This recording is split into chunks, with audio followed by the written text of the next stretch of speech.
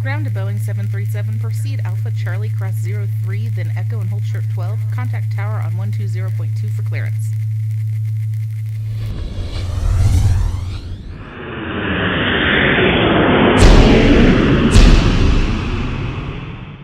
Hey guys, it's Jamie from the Albuquerque 737 Experience, and this is the second episode in the Learning Series.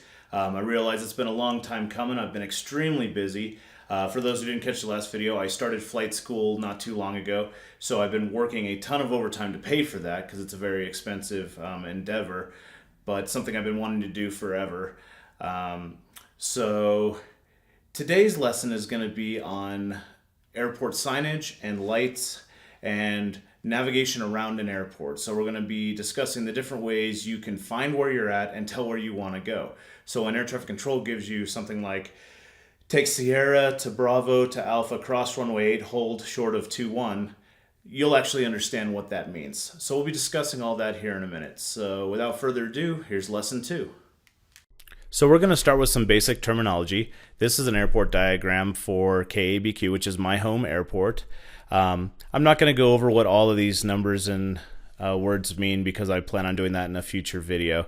For today, we're just going to talk about the basics. So you've got your big black lines here, which are your runways. That's where you take off and land from. They have the length and the width on each one of them. They also have a number at each end of the runway. We'll talk about that later, what that means.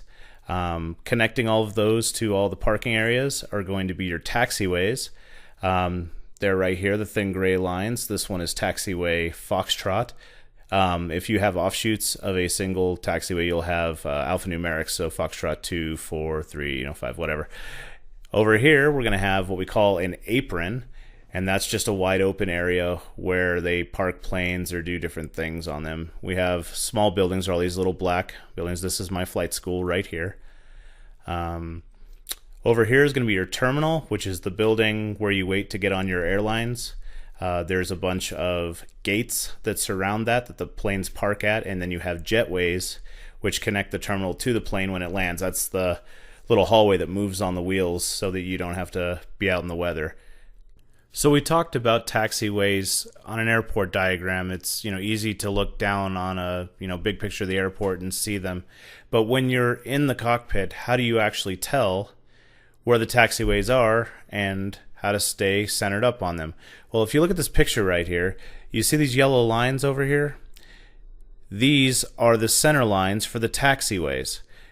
So it's a single yellow line. You notice it has curves to go in any direction, so it shows you different ways to get onto any taxiway or runway or anything like that. There is something known as an enhanced center line, and that's usually used at some of the larger airports, and that's just this yellow line with dashed yellow lines on either side of it. Usually that's about 150 feet away from runways. What that does is just let the bigger planes know that they're approaching a hold short line, which is just a line telling you that there's a runway ahead of you. So something that you may or may not see at any given airport is going to be taxi edge markings. Taxiway edge markings are used to define the edge of the taxiway. So these come in two different varieties. The first is going to be a continuous double yellow line. These tell you that any paved surface outside of the lines is not intended for use by aircraft. So if you keep your nose wheel centered up on the yellow line, you should have no problem with these anyway. But you should definitely not exceed the edge markings. The second's going to be dashed yellow lines. So this gives you boundaries for taxiing, but it also tells you that the paved surface on the outside of these lines is used by aircraft for other reasons, such as an apron. So the most important marking you're going to find on a taxiway is going to be the hold short line. You'll see it as a double yellow line crossing the taxiway like so, followed by a dashed double yellow line right here. So what this means is if you're coming from this direction, you cannot cross the double yellow line without permission from the tower. If you're coming from this side, which would be the runway side exiting off onto a taxi, you can cross the broken end like so.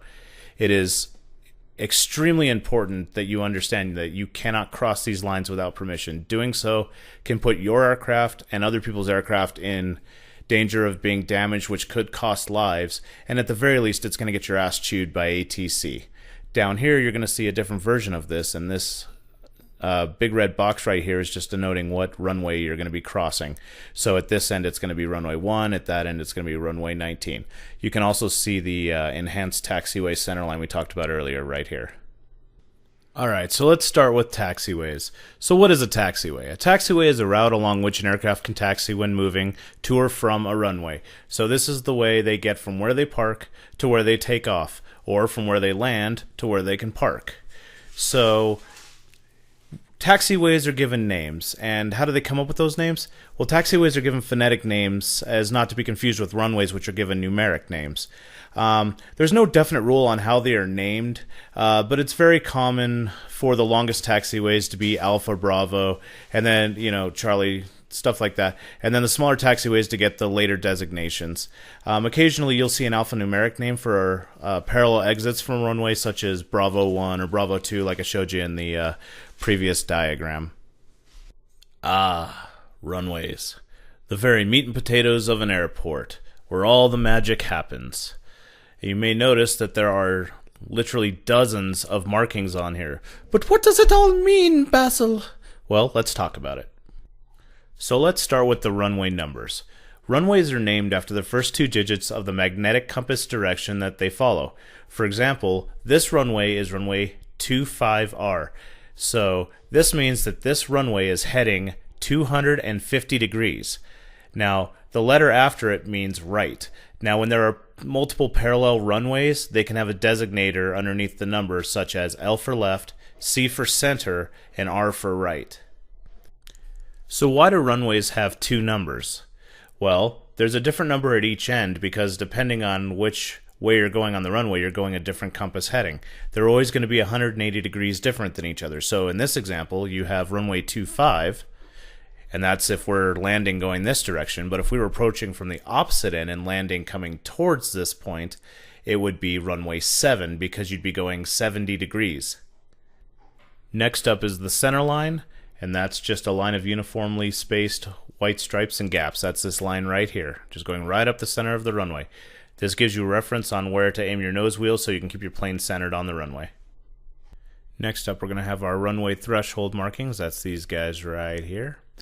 These help to identify the beginning of the runway that is available for landing. The number of stripes you see there is related to the runway width, so it's going to be different for every runway. Here's a diagram that shows what the different numbers mean.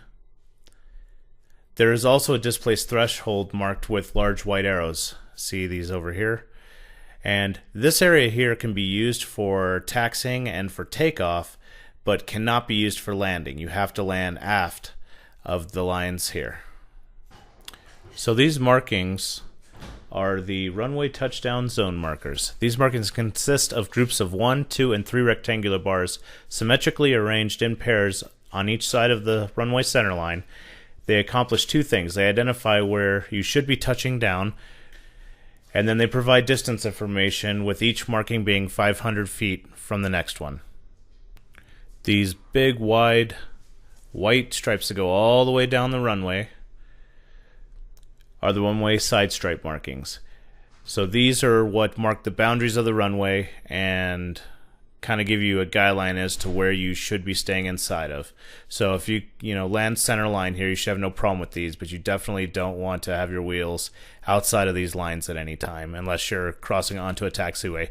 But you'll notice where all the taxiways are, there's a break in the line. So anywhere there is a solid line, you do not want to be outside of it.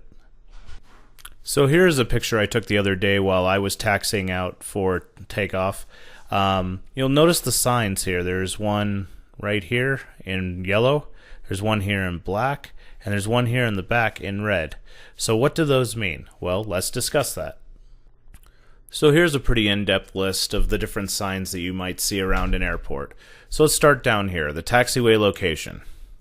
This lets you know what taxiway you're on. This right here is your runway hold position. So this tells you that you need to hold short of this position until you have permission to cross by the tower. And it also tells you what runway you're about to cross.